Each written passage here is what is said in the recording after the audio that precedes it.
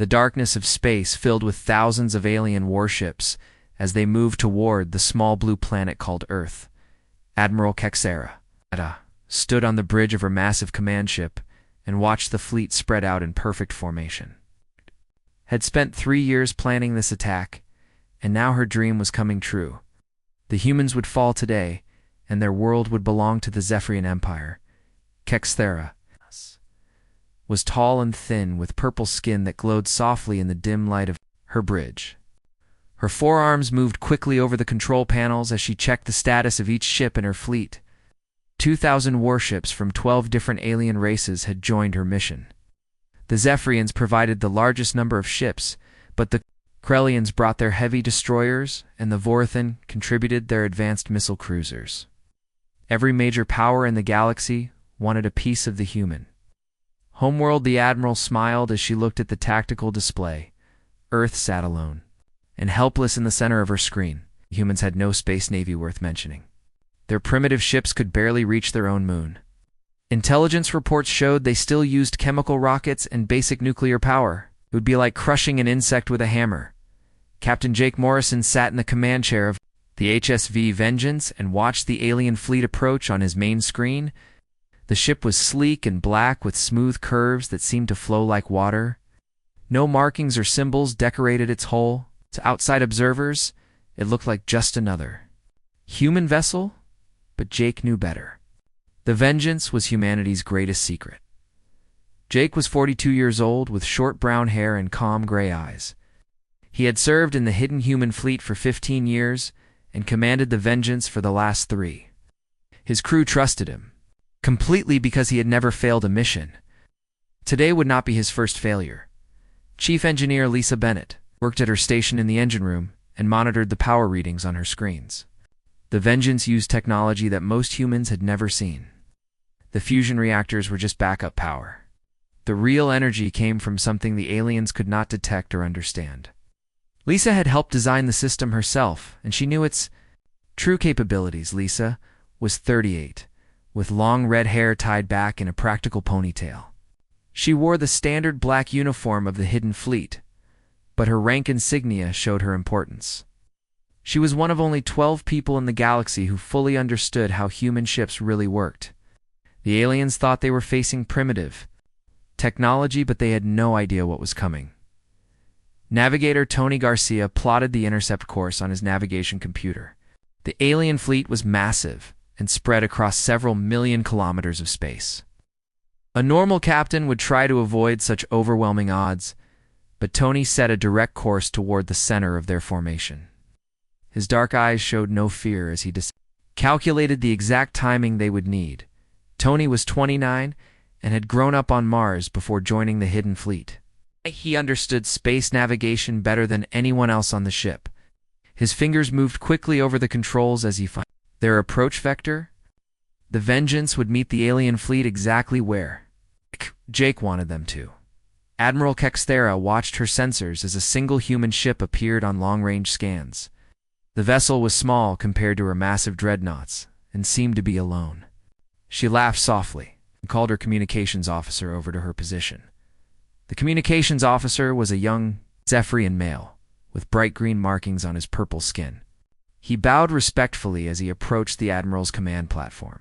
Kexera pointed at the human ship on the main display. She wanted to talk to these primitives before destroying them. Perhaps they would surrender without a fight and save everyone some time. The officer nodded and opened a channel to the approaching vessel. The human ship continued on its steady course toward the alien fleet. It showed no signs of fear or hesitation, despite being outnumbered 2,000 to 1. Admiral Kexera found this amusing. Either the humans were incredibly brave or incredibly stupid. She suspected they were just stupid. Communications officer Amy Rodriguez sat at her station on the Vengeance and prepared for the incoming transmission. She was fluent in over 40 alien languages and had studied Zephyrian culture for years. Amy knew exactly what the Admiral would say, and she had her response ready. Amy was 34, with short blonde hair and bright blue eyes. She had spent 10 years learning about alien civilizations and their military customs. The hidden human fleet needed people who could talk to aliens without revealing humanity's true capabilities. Amy was perfect for this job. The alien transmission came through on the main speakers of the Vengeance Bridge. Admiral Kexera's voice was proud and commanding as she spoke in the Zephyrian language. She demanded immediate surrender, and warned the humans about the fate that awaited those who resisted the Empire. Captain Morrison listened to the translation and smiled slightly. The aliens still believed they were dealing with a primitive species. This was exactly what humanity had wanted for over a century. Let the galaxy think Earth was weak and helpless while human science advanced in secret.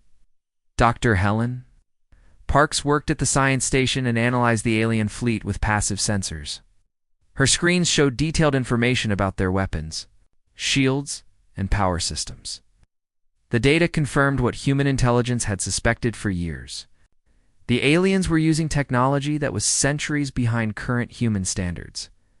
Helen was 45 with graying, brown hair and intelligent green eyes. She had 3 advanced degrees in physics and had spent her entire career working on classified human projects. The aliens thought they were technologically superior, but Helen knew the truth. Humanity had surpassed them long ago. The Vengeance continued its approach toward the alien fleet. Captain Morrison gave quiet orders to his crew as they prepared for what was coming. Each person knew their role and understood the importance of their mission. Today, the galaxy would learn that humanity was not the primitive species they believed. Admiral Kexera grew impatient as the human ship failed to respond to her demands. She ordered her weapons officers to prepare for combat. If the humans wanted to die fighting, then she would grant their wish. The destruction of their pathetic little ship would send a clear message to anyone else who might resist the Empire. The stage was set for a battle that would change the galaxy forever. Communications Officer Amy Rodriguez activated the main transmission array and opened a channel to the alien fleet. Her voice was calm and steady as she spoke in perfect Zephyrian dialect. The words flowed smoothly from her lips as if she had been born speaking the alien language. She informed Admiral Kexthada that this was their only warning to withdraw from human space immediately. The alien bridge fell silent as they heard the human woman speaking their sacred language with flawless pronunciation. Admiral Kexthera stepped back from her command station in shock. No human should have been able to learn Zephyrian so completely. The language contained sounds that human vocal cords were not supposed to produce. Kexthera quickly recovered from her surprise and activated her own communications system. She laughed loudly and told the human that their pathetic tricks would not save them. The Empire had conquered dozens of species that thought they were clever. One small ship could not stand against the might of 2,000 warships. Morrison listened to the alien response through his translator and nodded to Amy. She had done exactly what they needed her to do.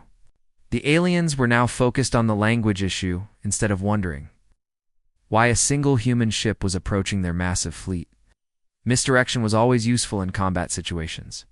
Amy continued speaking to the alien admiral and explained that humanity claimed this entire star system as their territory. All alien vessels had 60 seconds to begin withdrawal procedures, or they would be considered hostile invaders. Her tone remained polite but firm as she delivered the ultimatum. Admiral Kexthara became angry at the human audacity. She ordered her entire fleet to open fire immediately. 2,000 ships turned their weapons toward the lone human vessel and prepared to unleash destruction. Plasma cannons charged with deadly energy while missile tubes loaded their most powerful warheads. The first wave of alien fire erupted across space in a brilliant display of destructive force. Thousands of energy beams and explosive projectiles raced toward the Vengeance from every direction. The concentrated firepower was enough to destroy a small moon, but the aliens wanted to make sure nothing remained of the insolent human ship, Captain. Morrison watched the incoming fire on his tactical display and remained perfectly calm. He had seen this kind of attack before, during training exercises. The alien weapons were primitive compared to what humanity faced during their secret wars in distant star systems. The alien fire struck the Vengeance in a massive explosion that lit up the darkness of space. Energy beams splashed against invisible barriers, while missiles detonated harmlessly against impenetrable defenses. When the light faded, the human ship hung motionless in space without a single mark on its black hole. Chief Engineer Lisa Bennett monitored the shield status from her station in engineering. The alien attack had barely registered on her power grid. The shields had absorbed the enemy fire so easily that the defensive systems had not even switched from standby mode to active protection. Admiral Kexthara stared at her main screen in disbelief. Her most powerful weapons had failed to leave even a scratch on the human vessel. The ship's shields had not flickered or shown any sign of strain. It was as if they had been throwing rocks at a mountain. Captain Morrison decided it was time for a demonstration, turned to his weapons officer, and gave a simple order. Ben Carter was to fire one shot from the main cannon at minimal power. The target would be the 3 closest alien destroyers. Weapons. Officer Ben Carter was 26 years old, with black hair and steady hands. He had trained for years to operate the Vengeance's advanced weapon systems. Ben understood the true power of human military technology, and he knew how to use it responsibly. Ben activated the main cannon and set the power level to its lowest setting. Even at minimum output, the weapon was more advanced than anything the aliens possessed. He selected his targets carefully, prepared to fire a single pulse that would change everything. The Vengeance's main cannon fired with no visible beam or projectile. The weapon used principles of physics that most alien scientists had never discovered. 3 enemy destroyers simply vanished from space as if they had never existed. No explosion or debris marked their passing. The alien fleet erupted in panic as commanders tried to understand what had happened. Their sensors showed that 3 ships had been completely destroyed, but they could not detect any weapon fire from the human vessel. The destroyers had simply ceased to exist in the same instant. Admiral Kexthara demanded an immediate report from her science officers. They worked frantically at their stations, but could provide no explanation for the destruction. Their instruments had detected no energy discharge or projectile launch from the human ship. Dr. Helen Parks observed the alien fleet's confusion through the Vengeance's sensors. Their primitive detection equipment could not identify a human weapon signatures because the technology was based on completely different scientific principles. The aliens were like children trying to understand adult tools. Communications channels across the alien fleet filled with desperate voices as ship commanders called for orders. Many captains wanted to retreat immediately, while others demanded a full assault on the mysterious human vessel. The careful formation began to break apart as individual ships started moving in different directions. Admiral Kexthara realized she was losing control of her fleet. She broadcast orders for all ships to maintain formation and prepare for a coordinated attack. The humans had some kind of advanced technology, but surely they could not defeat 2,000 ships at once. Captain Morrison watched the alien fleet's reaction with professional interest. Their response was exactly what human strategists had predicted. Fear and confusion were spreading through their ranks because they could not understand what they were facing.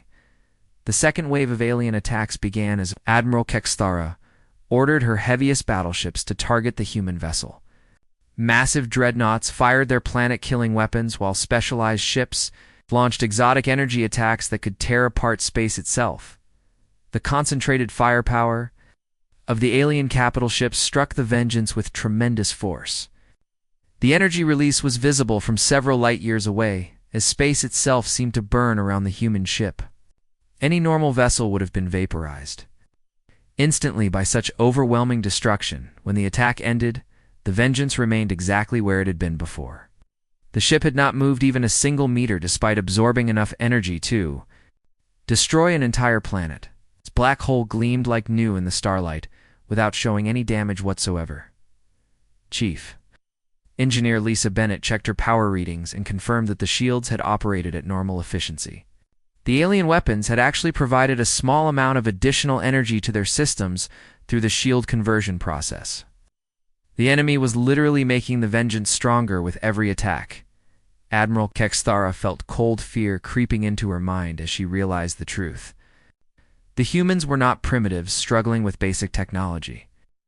They possessed weapons and defenses that were far beyond anything the galaxy had ever seen. Her great fleet was facing an enemy they could not possibly defeat.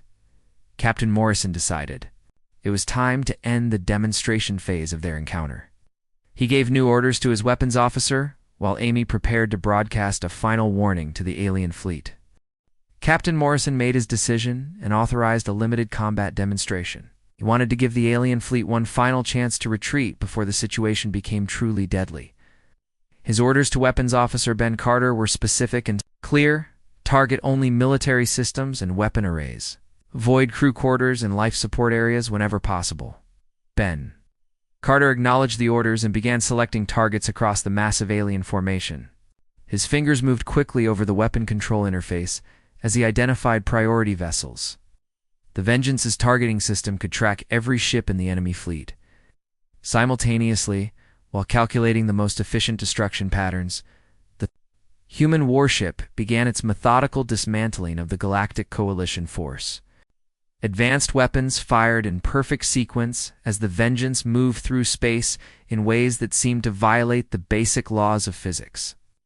The ship appeared to teleport from one position to another while maintaining devastating accuracy with its PWS. Fire. Admiral Kixthara watched in growing horror as her fleet began dying around her. Human weapons struck with surgical precision and destroyed alien vessels faster than her sensors could track. Ships that had taken years to build vanished in seconds, without even having time to send distress signals. The Vengeance moved like a predator among sheep as it hunted through the alien formation. Captain Morrison guided his ship with calm precision. While his crew worked efficiently at their stations, they had trained for scenarios like this, but the reality was even easier than their simulations had predicted. Navigator. Tony Garcia plotted movement vectors that allowed the Vengeance to appear in multiple locations almost simultaneously. The ship's advanced drive system could bend space itself to achieve instantaneous position changes. To the aliens, it looked like they were fighting multiple human vessels instead of just one. Krellian heavy destroyers exploded in brilliant flashes as human weapons found their main reactor cores. Vorthan missile cruisers fired their entire payload at empty space where the Vengeance had been a microsecond earlier.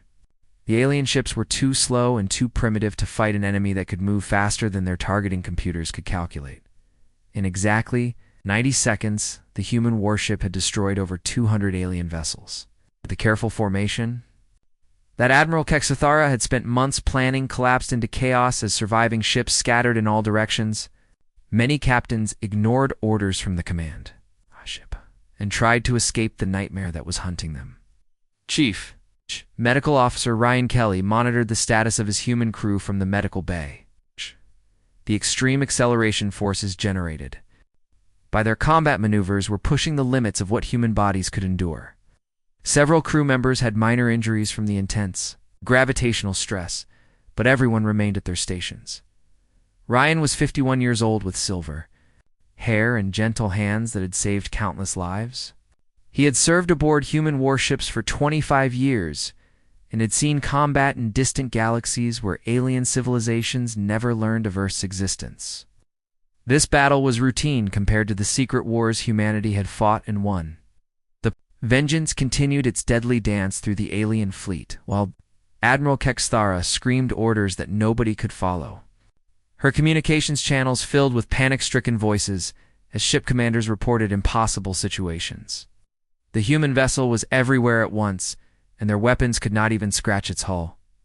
Dr. Helen Parks recorded detailed sensor data as the engagement continued. The alien ships were using technology that was approximately 400 years behind current human standards, but their weapons were based on primitive energy projection, while their shields relied on basic electromagnetic barriers. Helen had studied alien technology for her entire career, and she understood why they were so outmatched. The galaxy had experienced thousands of years of relative peace, with only minor conflicts between neighboring species. Humanity had faced extinction events that forced rapid technological advancement through pure necessity. Weapons Officer Ben Carter maintained perfect accuracy as he targeted specific systems on enemy vessels. The Vengeance's weapons could destroy entire ships or disable single components with equal precision. He chose to cripple rather than kill whenever possible, because Captain Morrison wanted survivors to spread the word about human capabilities.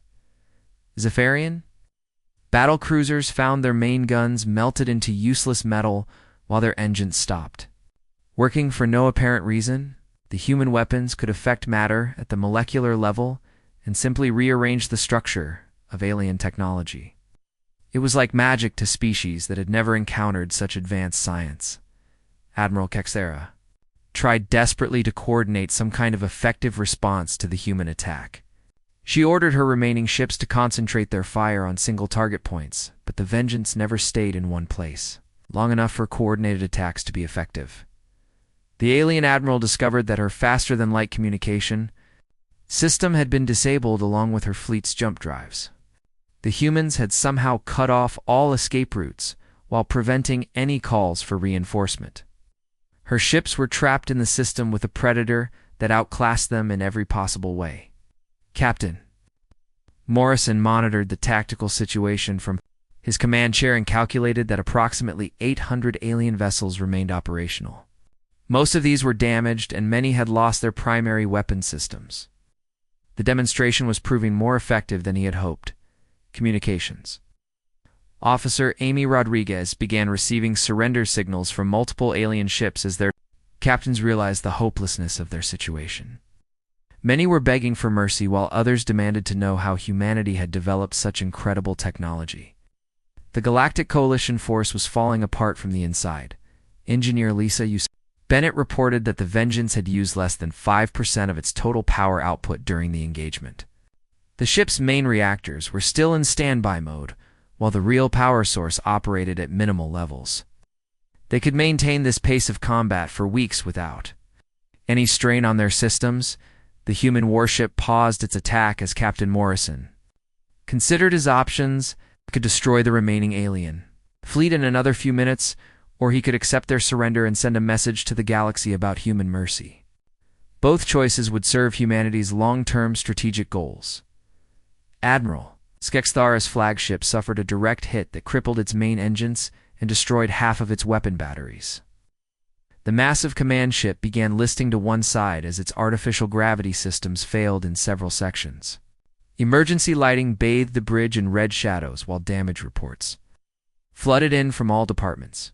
The alien admiral realized that her great conquest had become a disaster that would be remembered throughout galactic history. The primitive humans had revealed themselves to be the most advanced military force the galaxy had ever seen. Everything she thought she knew about the universe had been proven wrong in less than 4 minutes. Captain Morrison made his final decision and prepared to broadcast terms for the aliens' surrender. At exactly 4 minutes into the engagement, Admiral Kexera's massive flagship began breaking apart under the stress of multiple hull breaches.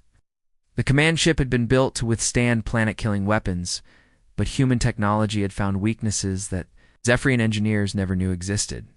Metal plates buckled and twisted as the great vessel died around its crew. Emergency sirens wailed throughout the alien flagship as atmosphere vented into space through dozens of holes in the hull. Admiral Kexera gripped her command chair as the bridge tilted at a dangerous angle. Her forearms worked frantically to maintain communication with the surviving ships of her once mighty fleet. The remaining 800 alien vessels found themselves scattered across the battle zone and completely helpless against human military technology. Many ships had lost their primary weapons, while others could barely maintain life support systems. The careful formation that had approached Earth in triumph was now a broken collection of damaged vessels. Captain Morrison observed the destruction through the main screen of the Vengeance and felt no satisfaction from the one-sided battle. His mission was to defend human space and demonstrate military capability to potential enemies. The aliens had forced this confrontation by refusing to withdraw when given the chance. Communications. Officer Amy Rodriguez began receiving desperate surrender signals from alien captains across the fleet. Wow. The transmissions came in dozens of different languages as species that had never cooperated before united in their desperation.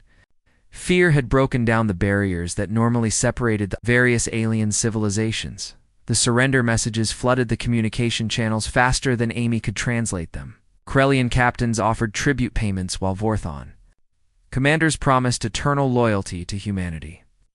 Some aliens begged for mercy, while others demanded to know how humans had hidden such advanced technology for so long. Captain Morrison listened to the translations and made his decision quickly.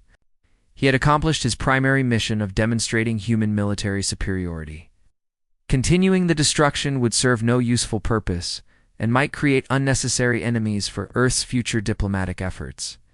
The captain gave orders to cease all offensive operations and prepare to accept the alien surrender.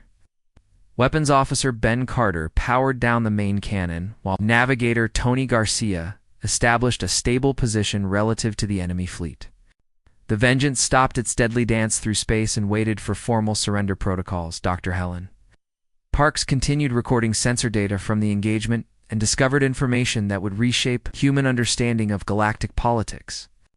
The alien fleet represented 12 different species, but their technology showed clear signs of shared development. The galaxy was more unified than Earth's intelligence services had realized. Admiral Kekstara felt her flagship shudder as another section of the hull collapsed under structural stress. The damage was too extensive for emergency repairs, and the ship would need to be abandoned soon. She activated her personal communicator and sent a final message to the surviving vessels of her fleet. The alien admiral ordered all remaining ships to cease hostilities immediately and prepare for unconditional surrender.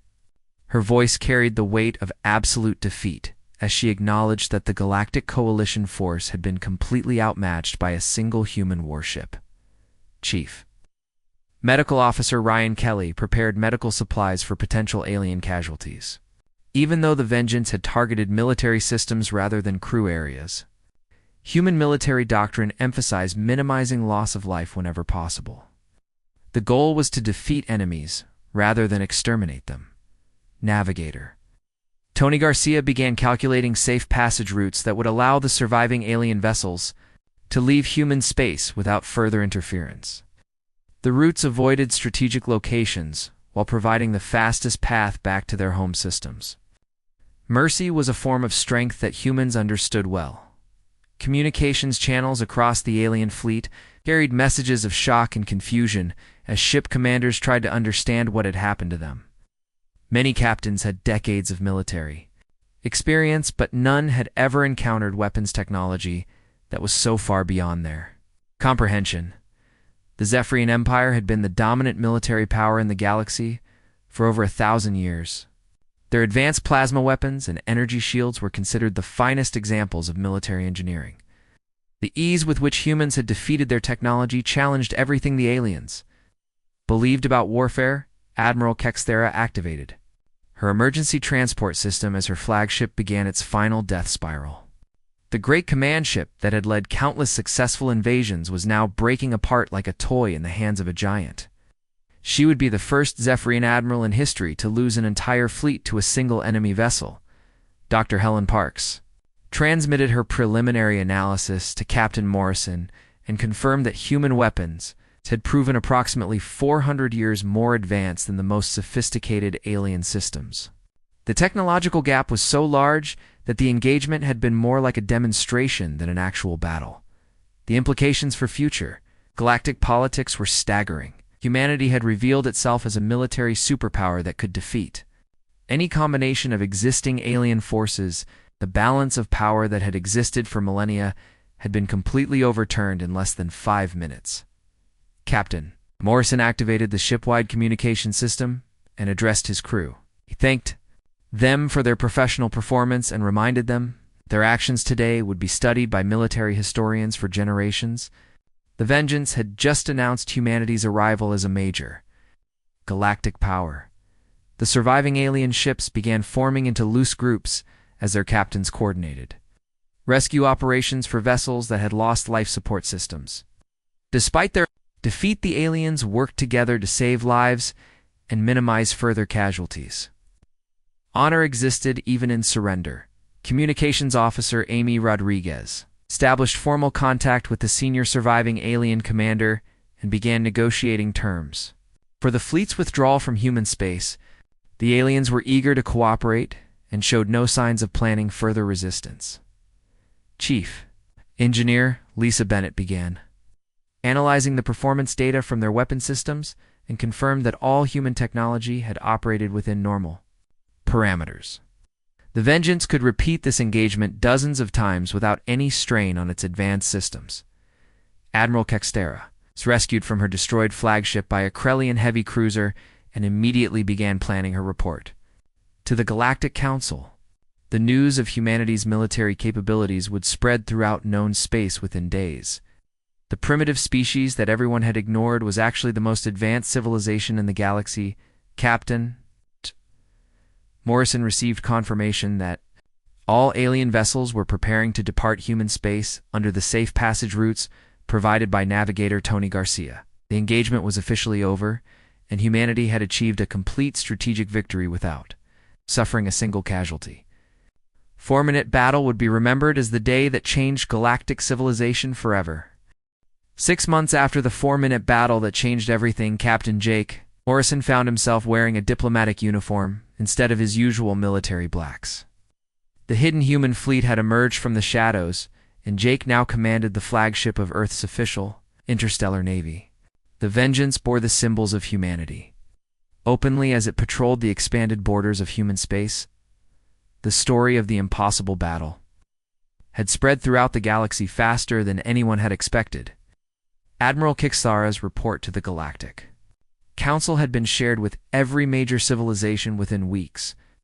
The news that a single human warship had defeated 2,000 alien vessels in 4 minutes had shocked the entire known universe. Jake stood on the bridge of his ship and watched alien ambassadors arriving at the new human diplomatic station. Representatives from dozens of species competed for the chance to establish favorable relationships with the galaxy's newest superpower. The waiting list for formal meetings stretched for months into the future. Chief Engineer Lisa Bennett now led teams of human scientists who carefully shared selected technologies with former enemies who had become eager allies. The fusion reactors and basic shield systems that humanity revealed were centuries ahead of alien science, but represented only the most primitive examples of human engineering. Lisa worked in secure laboratories, where alien engineers studied human technology with the wonder of children discovering fire. The galaxy's greatest scientists struggled to understand even the simplest human devices. Lisa smiled as she watched a Zephyrian physicist trying to comprehend the basic principles behind human energy shields. The Zephyrian Empire that had once dominated galactic politics now sent humble requests for formal alliance negotiations with Earth. Their proud military had been revealed as primitive and outdated compared to human capabilities. Former conquerors had become supplicants, begging for human protection. Communications. Officer Amy Rodriguez had been promoted to chief xenolinguist for the entire human diplomatic corps. Her office in the new embassy complex was always busy with alien visitors seeking audiences with human officials. Amy spoke fluent dialects from over 60 different species, and her skills were essential for the delicate negotiations. Amy found herself translating for species that had been enemies for centuries but now worked together to gain human favor. The fear of being left behind in the new galactic order had created cooperation where none had existed before. Former enemies sat side by side in human waiting rooms. The galaxy's political landscape had been permanently transformed by the brief encounter at Earth. Military analysts throughout known space studied recordings of the battle and tried to understand how humans had achieved such technological superiority. Most concluded that humanity represented an entirely new level of civilization. Dr. Helen Parks published research papers that revealed carefully selected information about human scientific advancement. Her work explained that Earth had developed advanced technology through necessity during conflicts that the galaxy had never known existed. Humanity had been forced to innovate or face extinction. The papers described secret wars fought in distant star systems where human colonies had battled threats that never reached the main galaxy. Hostile alien species from beyond known space had forced humanity to develop weapons and defenses that far exceeded anything the peaceful galactic community had ever needed. Navigator. Tony Garcia now commanded his own vessel as part of the expanded human fleet that protected multiple star systems. Alien colonies that had never heard of Earth before the battle now requested human protection from traditional enemies. The galaxy had learned that human friendship was valuable beyond measure. Several alien species had voluntarily placed themselves under human protection after their traditional enemies began making threats. The knowledge that humanity could deploy overwhelming military force anywhere in the galaxy had changed the mathematics of interstellar conflict forever. Captain Morrison received daily reports about diplomatic progress from human embassies throughout known space.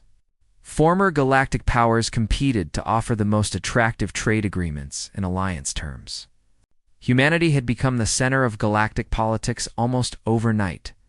The Krellian Confederation offered exclusive mining rights to rare mineral deposits in exchange for human defensive guarantees. The Vorthan Republic promised advanced research cooperation if humans would establish a permanent fleet base in their territory. Everyone wanted to be on the winning side. Chief Medical Officer Ryan Kelly established medical exchange programs that allowed human doctors to work with alien physicians. The sharing of medical knowledge benefited all species involved, while building personal relationships that strengthened diplomatic ties between civilizations. Ryan discovered that human medical science was also centuries ahead of galactic standards. Diseases that killed millions of aliens every year were easily treatable with basic human techniques. The medical exchanges became another demonstration of human superiority in all fields of science. Admiral Dextara herself had become an unexpected advocate for human-alien cooperation. Her detailed reports about the battle included recommendations that all galactic powers should seek peaceful relationships with humanity. The former enemy admiral now served as an unofficial ambassador between her people and Earth. Kexthera publicly admitted that her invasion's fleet had been completely outmatched from the beginning. She praised human mercy in accepting surrender rather than completing the destruction of her forces. The admiral's endorsement carried enormous weight throughout the galactic military community. The new human embassy complex on the neutral world of Centaura became the unofficial capital of galactic diplomacy. Alien ambassadors who had once ignored each other now worked together to coordinate their approaches to human officials. Competition for human attention had created unprecedented cooperation. Weapons. Officer Ben Carter received offers from dozens of alien governments seeking to hire human military advisors. The galaxy's armed forces wanted to learn from the people who had revolutionized warfare in less than 5 minutes. Ben politely declined all offers because human military knowledge remained classified. The Galactic Council formally recognized Earth as a major power with permanent representation on all important committees. Humanity received the same status that had previously been reserved for ancient civilizations with thousands of years of spacefaring experience. 4 minutes of combat had earned what normally took millennia to achieve. Captain Morrison stood on the observation deck of the Vengeance and looked out at the stars that now flew human flags. The galaxy had learned that humanity's greatest strength was not their advanced technology, but their ability to remain underestimated until the moment they chose to reveal their true capabilities. The unknown human warship that had arrived to face impossible odds had done more than survive the encounter. It had redefined the balance of power across the stars and established humanity as the guardian of galactic peace. The age of human dominance had begun with 4 minutes of perfect warfare.